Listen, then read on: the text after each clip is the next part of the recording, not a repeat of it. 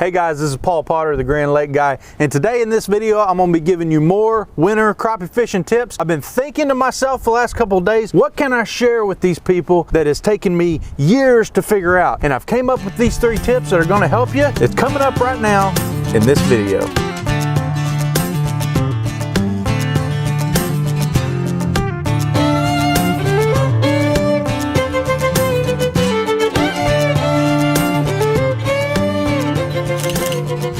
So if you're addicted to crappie fishing just like I am, go ahead and hit that subscribe button and give me a like by hitting the thumbs up below.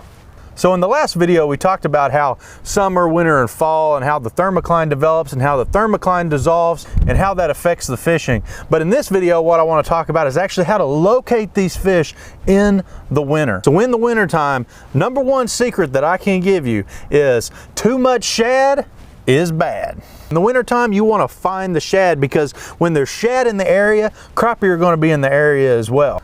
The thing is though, there have been times where I have fished a spot where there is so much shad that the fish are actually full. They don't want to eat. But what I'm going to do is actually find the shad, and then I want to go to the corner. I want to find like the very edge of where the shad are hanging out, and I want to go look for a structure where crappie could be hiding out, waiting to ambush these shad. Winter crappie fishing tip number 2. This is brush pile season. So what I mean by brush pile season, if you find a brush pile, you want to pick it up, and this is the best time to go put it in the water. Okay, so for instance, I am in my neighborhood and I have driven by this willow tree I don't know how many times. It is actually in an abandoned lot right here, a new lot that no one's built on, and it's in the middle of a ditch. But I can't take it. No, I don't know if I'll get in trouble or not, so we're just not going to take it.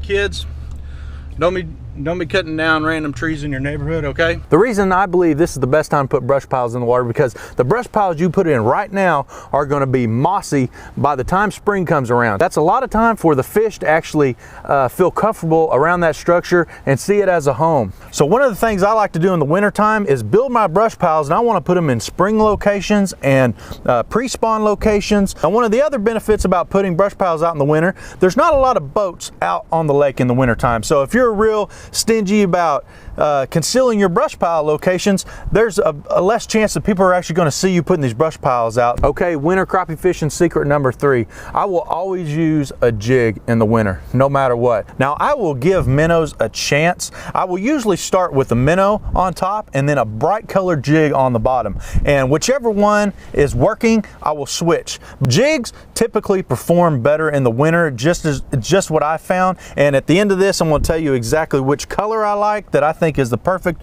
winter color for a jig.